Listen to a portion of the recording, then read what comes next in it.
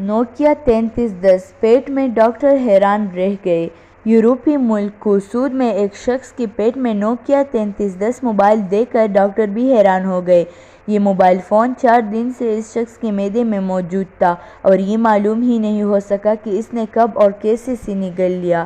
کامیاب آپریشن کے بعد ڈاکٹروں نے فیس بک پر اس فون کی تصویر بھی پوسٹ کی، جبکہ ایکس رے اور انڈوسکوپی تصویرات میں بھی اسے دیکھا گیا۔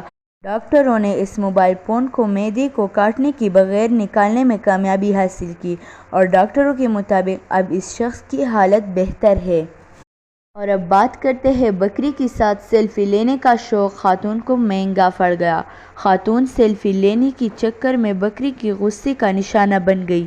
سوشل میڈیا پر ویڈیو میں دیکھا جا سکتا ہے کہ ایک خاتون بکری کے قریب موجود ہے اور بکری کا پاؤں باندھا ہوا ہے۔ ابتدا میں بکری نرمی سے ان کے قریب آنے کی کوشش کرتی ہے لیکن رسی کی وجہ سے پہنچ نہیں پاتی۔